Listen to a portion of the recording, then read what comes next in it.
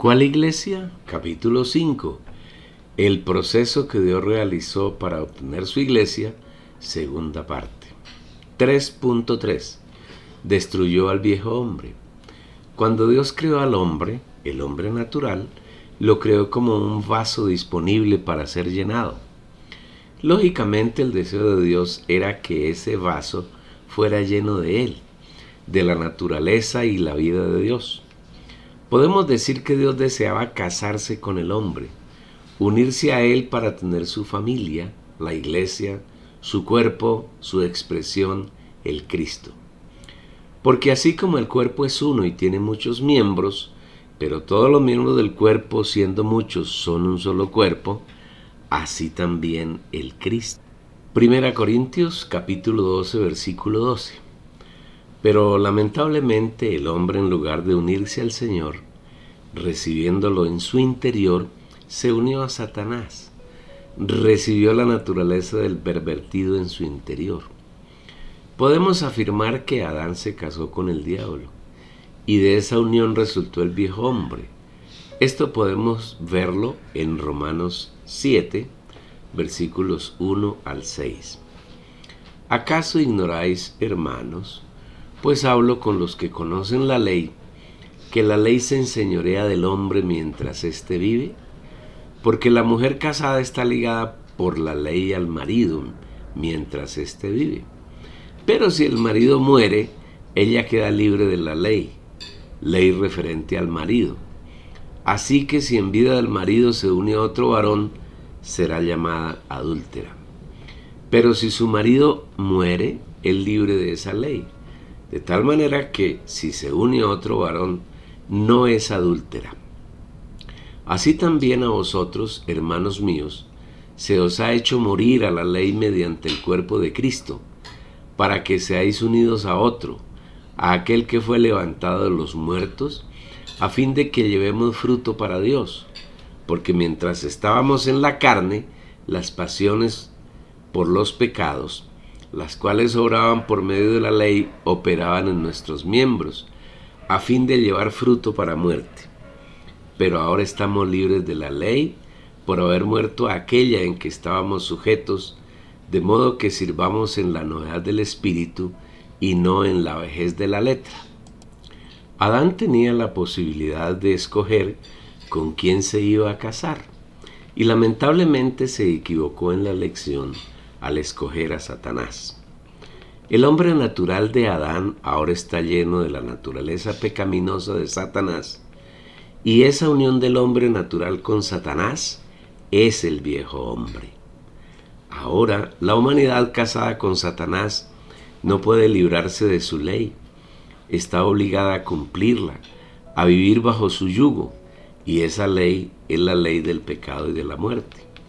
Por eso era indispensable que el Señor Jesús en la cruz matara a Satanás y de esa manera acabara con el viejo hombre, para que nosotros, los hijos de Dios, seamos libres y podamos casarnos con nuestro hermoso novio, el Señor Jesús.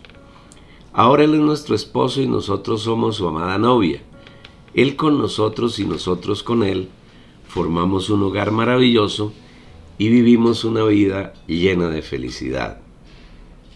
Somos libres del pecado, de Satanás y del viejo hombre. Ahora podemos vivir en unión con nuestro Señor. ¿Qué pues diremos? ¿Permaneceremos en el pecado para que la gracia abunde? De ninguna manera. Los que hemos muerto al pecado, ¿cómo viviremos aún en él? ¿O ignoráis que todos los que hemos sido bautizados en Cristo Jesús, hemos sido bautizados en su muerte?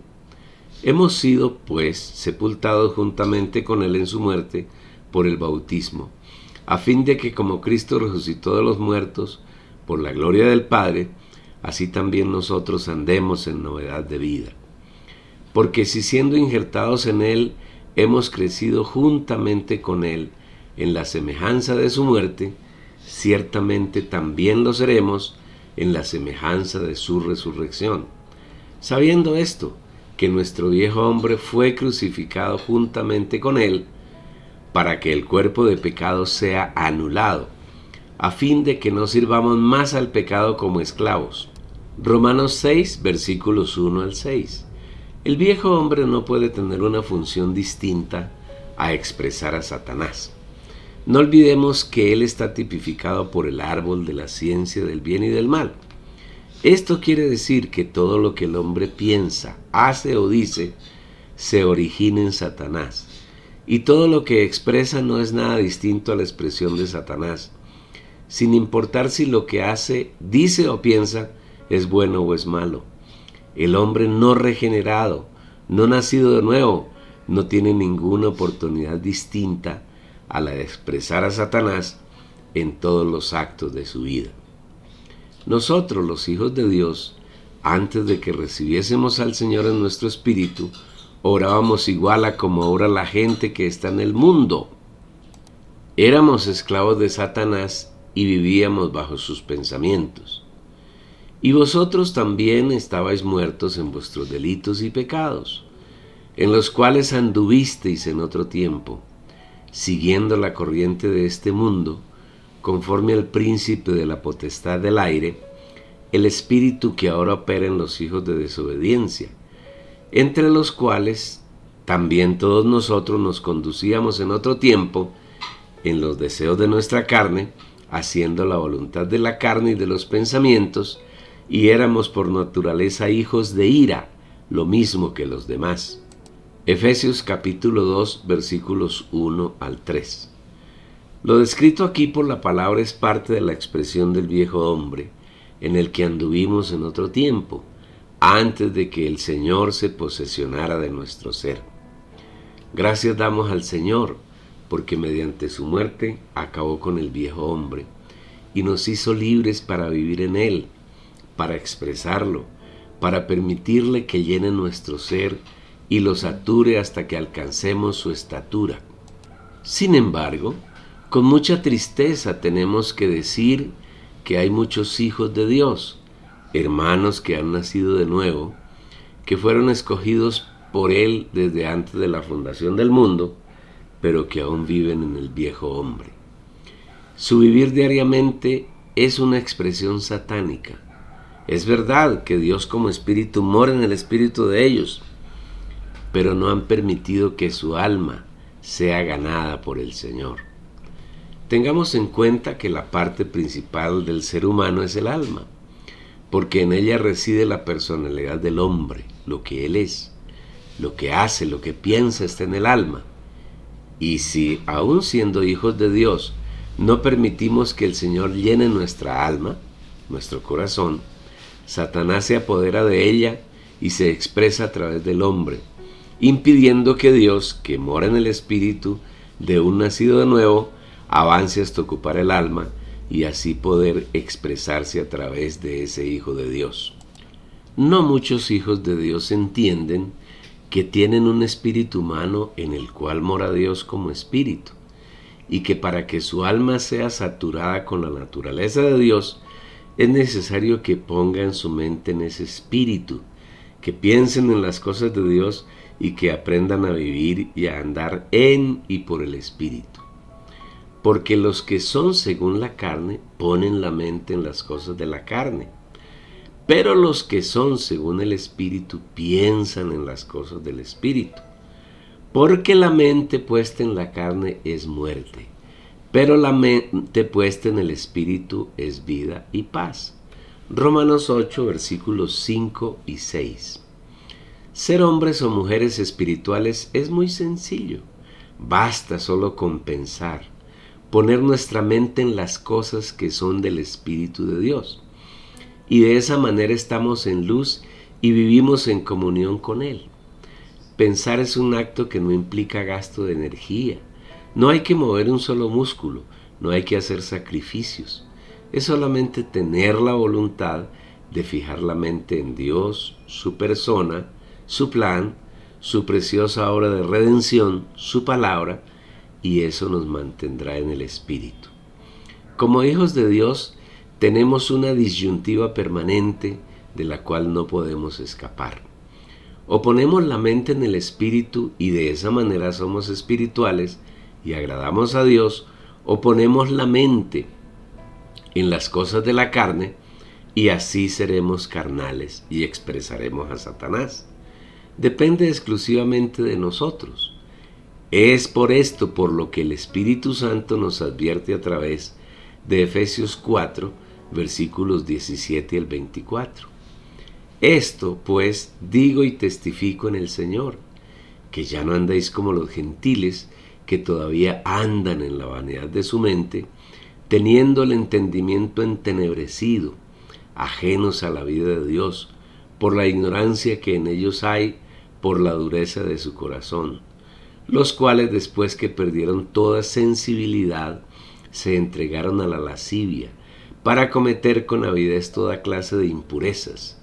Mas vosotros no habéis aprendido así a Cristo, si en verdad le habéis oído y en él habéis sido enseñados, conforme a la realidad que está en Jesús, que en cuanto a la pasada manera de vivir, os despojéis del viejo hombre, que se va corrompiendo conforme a las pasiones del engaño, y os renovéis en el espíritu de vuestra mente, y os vistáis del nuevo hombre, creado según Dios, en la justicia y santidad de la realidad. Sí, es necesario que tengamos esta actitud diariamente, de despojarnos del viejo hombre y vestirnos del nuevo hombre que es creado según Dios. Más adelante hablaremos ampliamente del nuevo hombre. Tal vez pienses que despojarte del viejo hombre es una tarea difícil, pero no creas en eso, es muy sencillo. Despojarnos del viejo hombre es sencillamente poner la mente en las cosas del Espíritu. Es pensar en nuestro Señor, en su persona, en su palabra, en sus hechos y disfrutar todas las riquezas que Él ha dispuesto para nosotros. E inmediatamente estamos despojados del viejo hombre y vestidos del nuevo. Disfrútalo. En resumen, sobre el viejo hombre, podemos decir que Adán, en el huerto de Edén, se hizo uno con Satanás. Y de esa unión resultó el viejo hombre. En su obra de redención en la cruz, Dios en Jesús tomó al viejo hombre y lo mató y nos libertó de él. Ahora somos libres del viejo hombre y vivimos en el nuevo hombre. Estamos en la nueva creación. 3.4. Triunfó sobre los principados y potestades. Cuando Satanás se rebeló, junto con él se rebeló la tercera parte de los ángeles. Y el diablo los organizó en los aires como principados y potestades, y mediante ellos gobierna el mundo. Porque no tenemos lucha contra sangre y carne, sino contra principados, contra potestades, contra dominadores de este mundo de tinieblas, contra malos espíritus de los aires. Efesios 6, versículo 12. Los ángeles caídos están en los aires y permanentemente influyen a las personas que están en el mundo para inducirlas a pecar, a cometer fornicación, adulterio, asesinatos, envidias. Es decir, hacen que las personas manifiesten las obras de la carne y expresen a Satanás. Y manifiestas son las obras de la carne que son fornicación, inmundicia, lascivia, idolatría, hechicerías, enemistades, contiendas, celos, iras, disensiones, divisiones, sectas, envidias, borracheras, orgías y cosas semejantes a estas, acerca de las cuales os prevengo, como ya os lo he dicho antes, que los que practican tales cosas no heredarán el reino de Dios. Gálatas capítulo 5, versículos 19 al 21. No olvidemos que el mundo entero está postrado bajo el yugo del maligno. Los ángeles caídos son agentes muy importantes en el reino de las tinieblas, liderado por Satanás. Y ellos son los emisarios que actúan en las personas para que vivan en pecado y cometan toda clase de transgresiones. Y aún, como dice el Espíritu a través de Pablo, en los cuales anduvisteis en otro tiempo, siguiendo la corriente de este mundo, conforme al príncipe de la potestad del aire, el espíritu que ahora opera en los hijos de desobediencia, entre los cuales también todos nosotros nos conducíamos en otro tiempo en los deseos de nuestra carne, haciendo la voluntad de la carne y de los pensamientos, y éramos por naturaleza hijos de ira, lo mismo que los demás. Efesios 2, versículos 2 y 3. Nosotros en otro tiempo anduvimos bajo su dominio e influencia. Por esta razón era necesario que el Señor hiciera algo para destruir a estos rebeldes intrusos, y efectivamente lo hizo. Y despojando a los principados y a las potestades, Él los exhibió públicamente, triunfando sobre ellos en la cruz. Colosenses 2:15.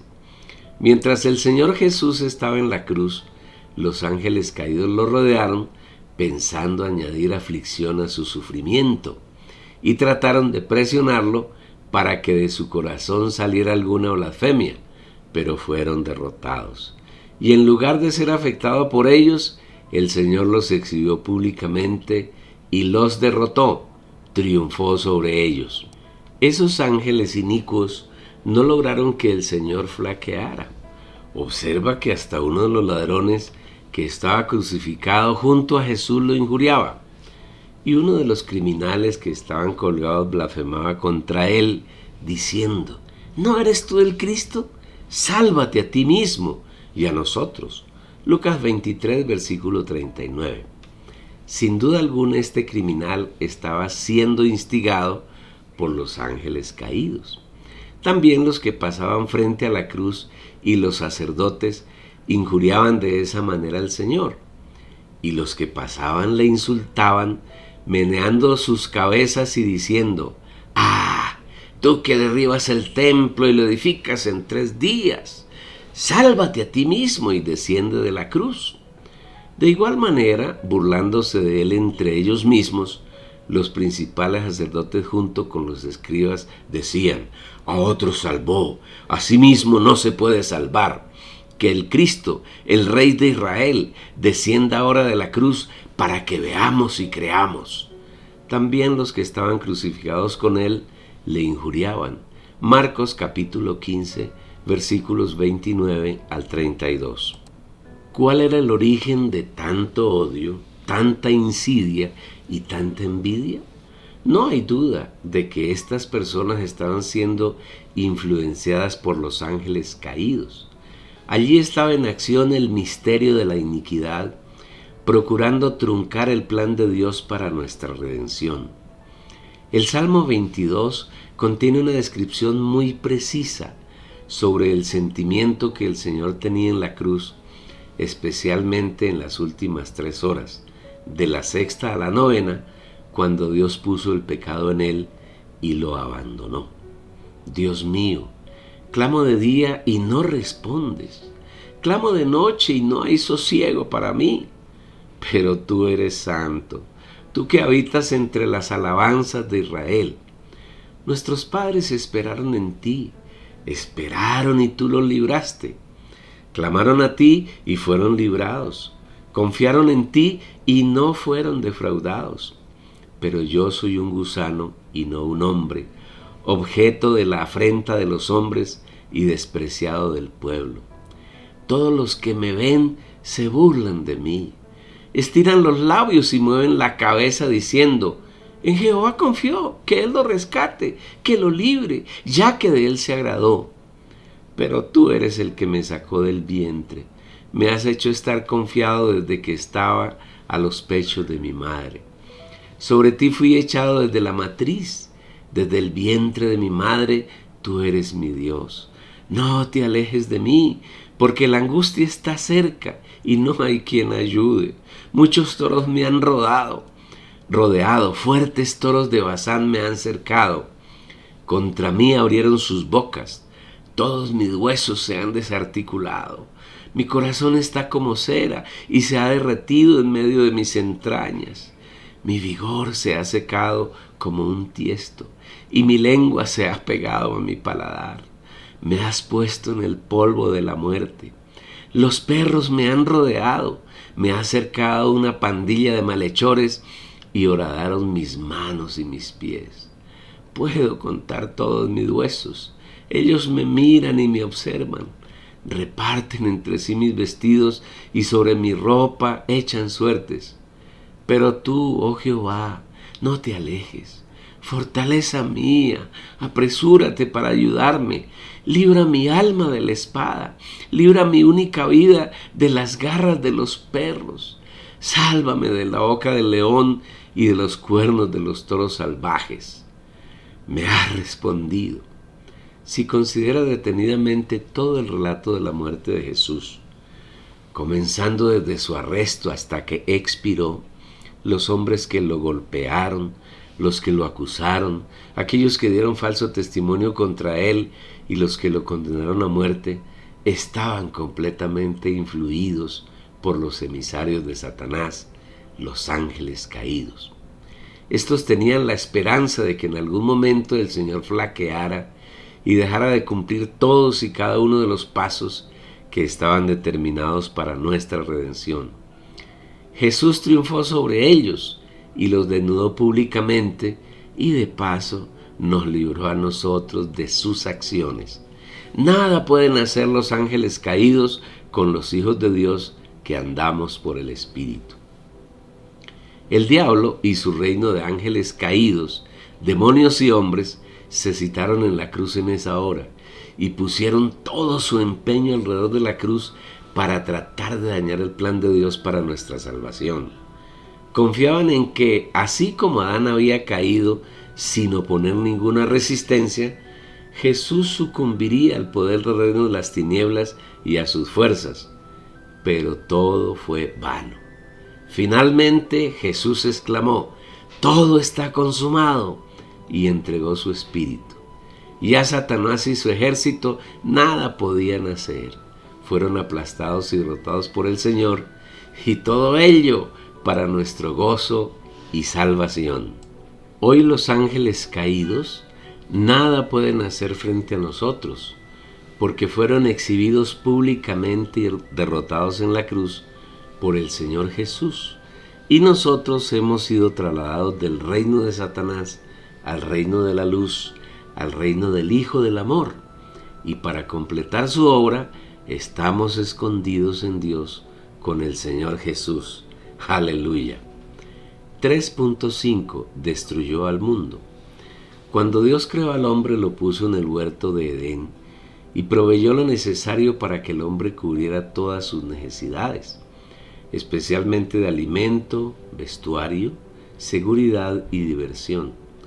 Por eso dice la Biblia que plantó Jehová Dios un jardín en Edén, en el oriente, y puso allí al hombre que había formado.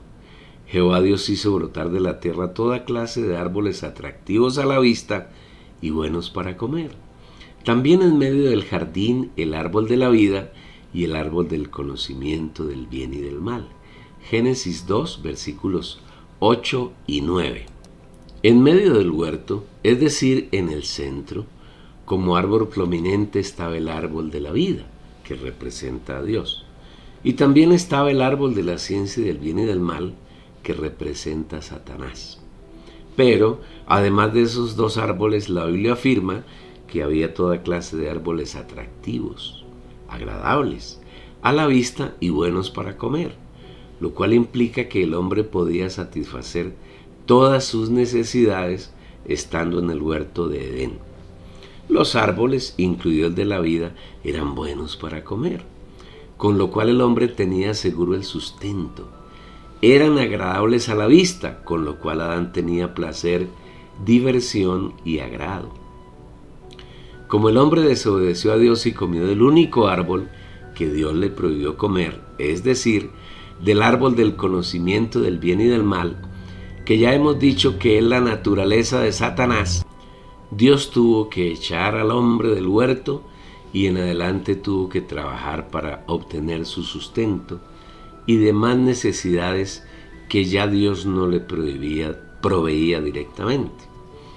Cuando Dios sacó a Adán del huerto, él quedó a la merced de Satanás, con quien había decidido unirse, y Satanás fue formando un sistema para suplir las necesidades del hombre, y ese sistema se llama el mundo. En este sistema mundano, Este sistema mundano comenzó con Caín, quien quiso servir a Dios según sus pensamientos y según sus fuerzas, razón por la que Dios lo rechazó a él y a su ofrenda. Caín entonces, lleno de ira y de celos, mató a su hermano Abel, de quien Dios se había agradado y lo había aceptado a él y a su ofrenda. Esta es una característica de las iglesias de los hombres que abundan en toda la tierra. Todos los que allí sirven a Dios tratan de servirlo según sus puntos de vista, de acuerdo con sus fuerzas y sus decisiones, y su servicio es inaceptable para Dios, es abominación. El Señor no acepta ningún servicio del hombre a menos que provenga de Dios mismo, es decir, que sea Él quien haga el servicio a través del creyente. Todo el servicio que el cristianismo presta a Dios, tal como la predicación del Evangelio, la alabanza, la adoración, las oraciones, están en la línea de Caín y son inaceptables para Dios. Hipócritas, bien profetizó Isaías de vosotros diciendo: este pueblo me honra de labios, pero su corazón está lejos de mí, y en vano me rinden culto, enseñando como doctrina los mandamientos de hombres. Mateo 15, versículos 7 al 9. Si deseamos servir a Dios, debemos aprender a usar nuestro espíritu, a poner nuestra mente en el Espíritu y permitir que sea el Señor quien hace su obra en nosotros y a través nuestro. Lee bien este pasaje y grábalo en tu corazón.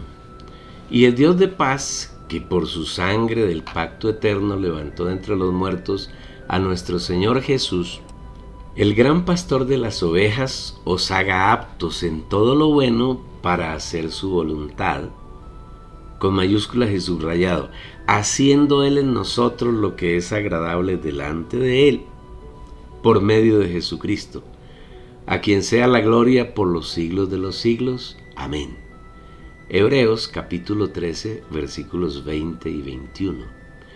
Observa detenidamente que es Él quien hace en nosotros lo que le es agradable, no nosotros haciendo obras para Él. Para Él es abominable, porque está en la línea de Caín. Para que podamos servir a Dios, debemos poner nuestra mente en el Espíritu donde vive el Señor, y de esta manera es Él quien hace en nosotros lo que le agrada. Después de que Caín mató a Abel, debido a que Dios lo rechazó y lo echó de su presencia, engendró varios hijos, entre los cuales uno se llamó Enoc, que es una falsificación de Enoc, hijo de Jared y padre de Matusalén, que está en la línea de los que agradan al Señor. Y Caín fundó una ciudad y la llamó por nombre de su hijo Enoc. Esa es una obra imitadora de Satanás. La imitación. Porque es relevante el hecho de que Enoc, no el hijo de Caín, sino el hijo de Jared y padre de Matusalén, es un anticipo y tipo de las primicias que el Señor arrebatará antes de la gran tribulación. Este Enoc, después de vivir 300 años caminando por Dios en la tierra, fue llevado por Dios sin pasar por la muerte. Y Hebreos dice que por la fe Enoc fue trasladado para no ver la muerte, y no fue hallado porque Dios le había trasladado. Subrayado. Antes de su traslado, recibió testimonio de haber agradado a Dios. Hebreos capítulo 11, versículo 5. En la quinta generación de Caín nació uno que se llamó Lamec. Igualmente imitación anticipada del hijo de Matusalén, que se llamó Lamec. Este último perteneciente a la línea de Caín, los que agradan a Dios. Lamec, el descendiente de Caín, tomó para él 2 mujeres, primer adúltero, y en ellas engendró 3 hijos: Jabal, dedicado a hacer tiendas y a criar ganado; Jubal, quien es el padre de los que tocan arpa y flauta; y Tubal Caín, maestro de los que trabajan bronce y hierro. Aquí se manifiestan las necesidades básicas del ser humano y la pretensión que tiene Satanás de suplirlas.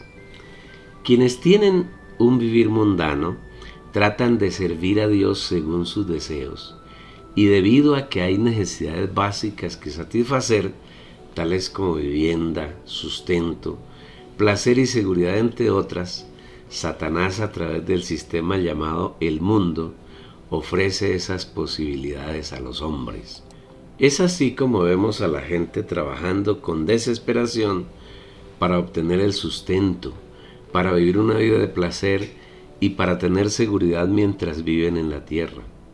Ese es un sistema que progresa y se hace más sofisticado en la medida que pasa el tiempo. Hoy vemos, por ejemplo, grandes empresas que fabrican diversidad de productos alimenticios, cosméticos, productos de diversión, ropa, actividades deportivas y toda clase de diversión, y por medio de publicidad en revistas, periódicos, radio, televisión e internet, conquistan a las personas para que compren sus productos.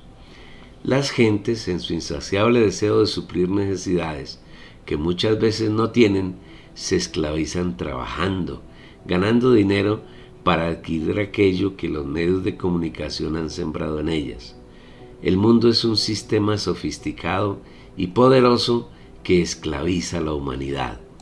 Las personas son prisioneras de vestir a la moda con ropa de determinada marca. Están aprisionadas por poseer el último teléfono celular.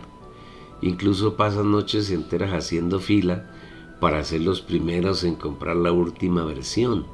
Y en fin, una cantidad de hechos cautivadores que tú, apreciado lector, seguramente conoces ampliamente.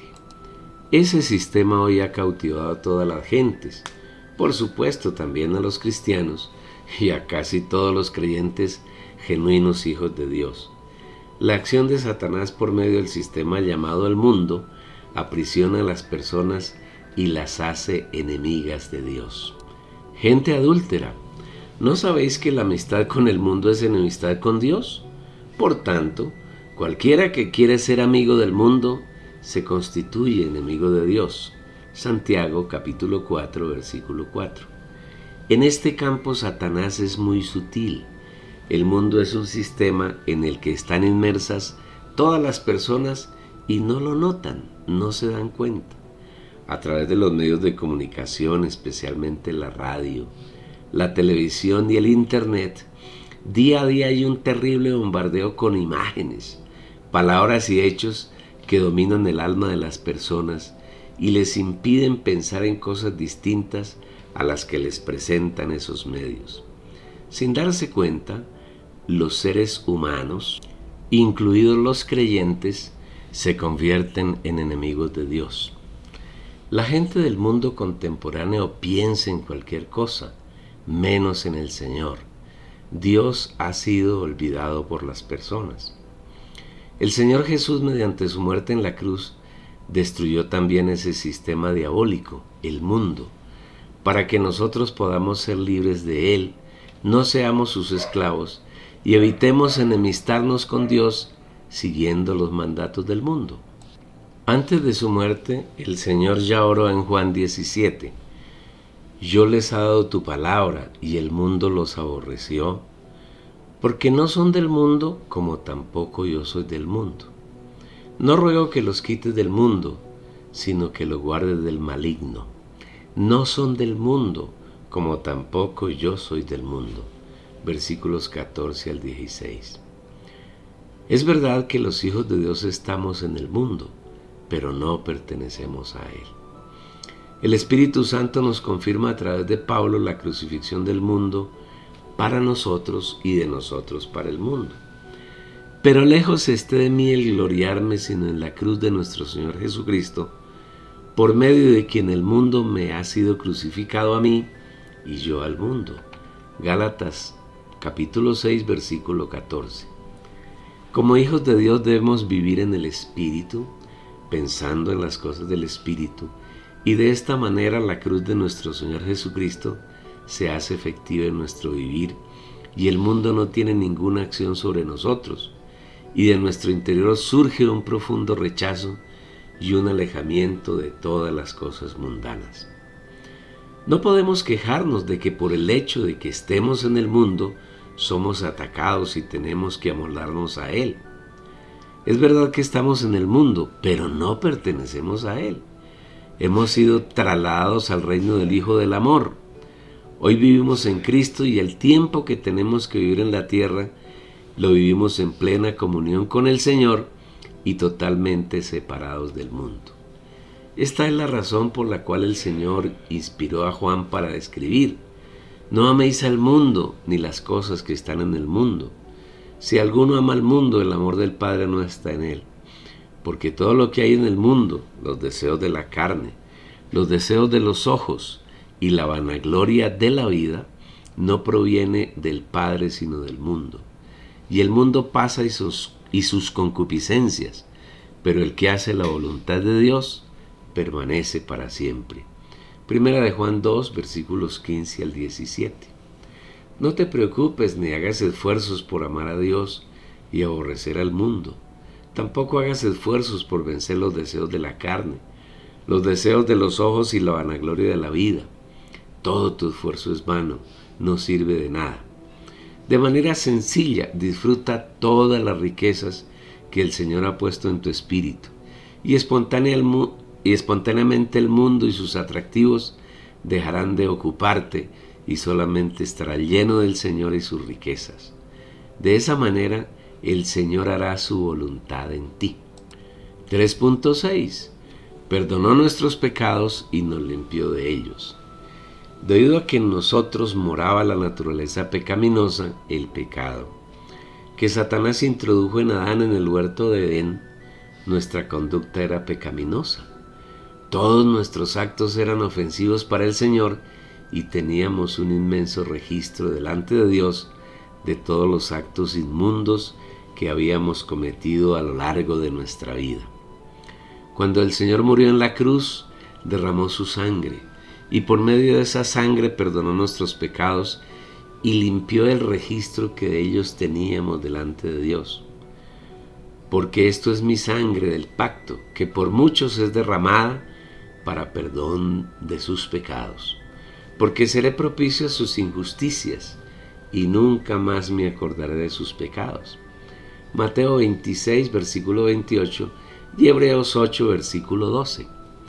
Gracias a que el Señor perdonó nuestros pecados y limpió todo lo que había en su presencia contra nosotros, hoy no existen. Delante del Señor es como si nunca hubiésemos pecado.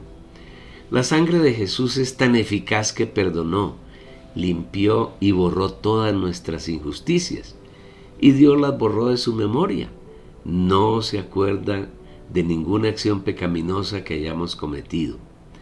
Delante de Dios nuestro pasado está totalmente limpio. Ante Él somos inocentes, puros y limpios. No hay en nuestro pasado nada que pueda avergonzarnos ni separarnos de Él. Pero no solo esto, sino que el Señor mediante su muerte añadió algo con relación a nuestros pecados y faltas. Siempre que estamos en luz, luz que es Dios mismo, estamos en comunión con Él. Y esa comunión produce espontáneamente un hecho maravilloso. Somos limpios de todo pecado por medio de su sangre. Pero si andamos en luz, como Él está en luz, tenemos comunión unos con otros, y la sangre de Jesús su Hijo nos limpia de todo pecado. Primera de Juan 1, versículo 7. La sangre de Jesús no solamente fue derramada en la cruz, sino que fue introducida en el tabernáculo celestial y habla por nosotros. Limpia nuestras conductas que son desagradables delante del Señor y nos limpia permanentemente de los pecados y faltas que podamos cometer. Y no por sangre de machos cabríos ni de becerros, sino por su propia sangre, entró una vez para siempre en el lugar santísimo, obteniendo así, subrayado, eterna redención. Cuánto más la sangre de Cristo, el cual mediante el Espíritu eterno se ofreció a sí mismo sin mancha a Dios, purificará nuestras conciencias de horas muertas para que sirvamos al Dios vivo. Hebreos capítulo 9, versículo 12. Ya no tenemos ningún temor por causa de nuestros pecados, porque todos han sido y serán perdonados y limpiados.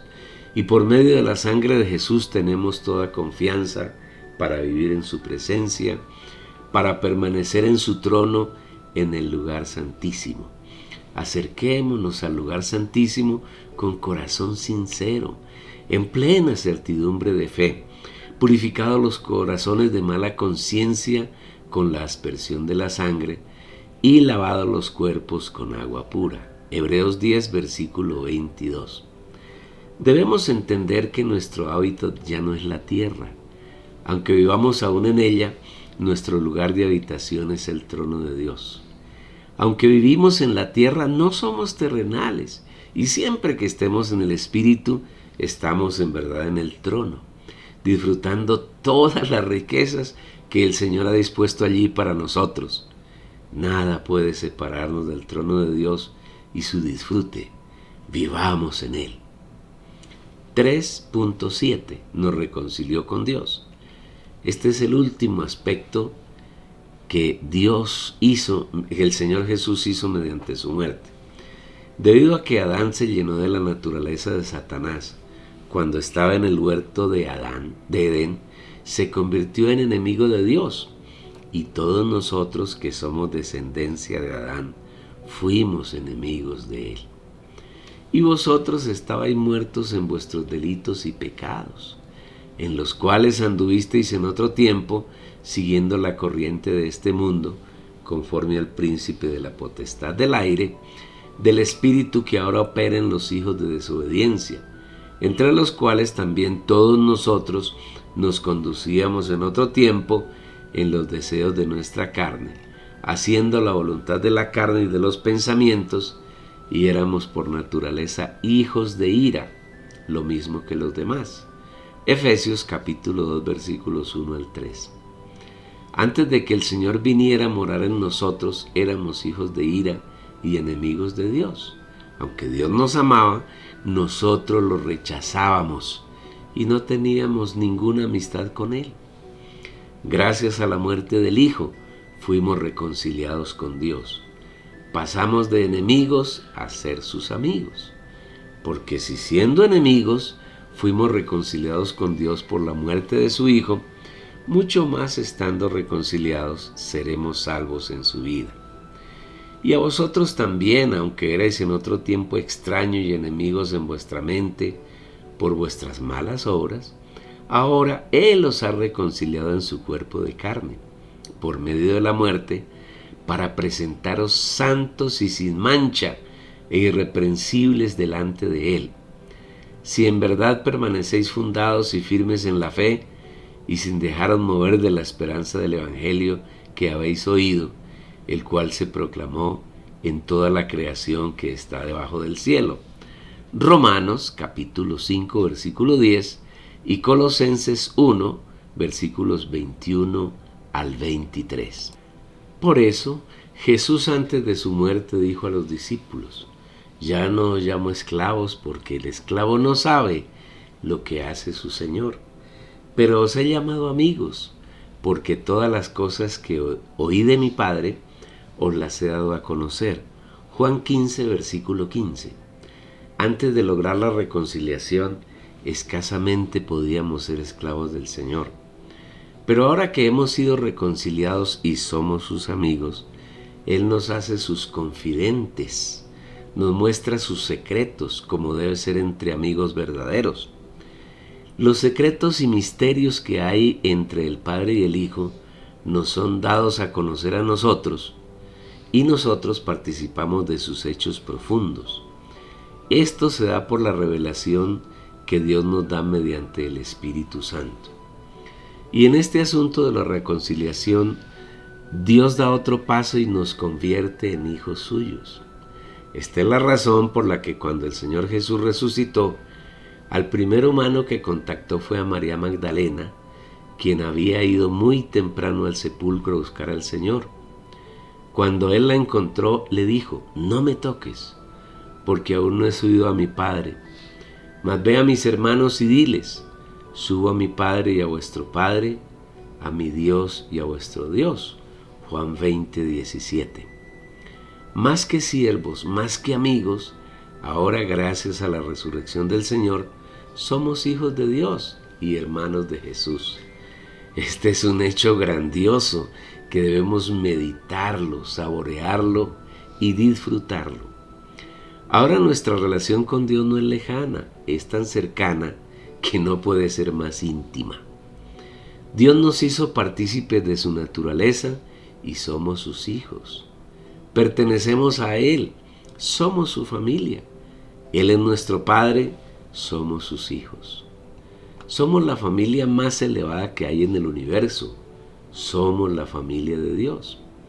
Mas a todos los que le recibieron, a los que creen en su nombre, les dio potestad de ser hechos hijos de Dios, los cuales no son engendrados de sangre, ni de voluntad de carne, ni de voluntad de varón, sino de Dios. Juan 1, versículos 12 y 13. Eso es testificado, asegurado y afirmado por el Espíritu Santo. El Espíritu mismo da testimonio juntamente con nuestro espíritu de que somos hijos de Dios. Y si hijos, también herederos, herederos de Dios y coherederos con Cristo. Romanos 8, versículos 16 y 17. Este es un hecho de vital importancia en nuestra vida de creyentes. Dios nos reconcilió con Él y nos ha hecho sus hijos. Como hijos vivimos en Él como nuestra morada y Él vive en nosotros como su morada. Somos una morada mutua. Al hacernos sus hijos, el Señor se llenó de obligaciones con nosotros y nosotros nos llenamos de derechos frente a Él. Tenemos el derecho de disfrutar cada día su persona y su obra como nuestra herencia, y Él está obligado a entregarnos todo para nuestro disfrute. Dios solo ha reservado para Él la deidad, la posibilidad de ser adorado, lo cual pertenece solo a Él y nadie distinto a Él puede ni debe ser adorado. Lo demás, todo nos pertenece, es nuestra herencia. Bueno, una estación más en este rico viaje que estoy seguro estás disfrutando mucho. Continuamos hablando de la obra de redención. Hemos concluido la muerte y todo lo que ocurrió en la muerte del Señor y esperamos que por revelación tú lo conviertas en la realidad de tu vivir. No olvides compartir con los amigos, tu familia, tus seres queridos. Envíales la dirección de la página, es todo. Y ellos verán si quieren disfrutar o no.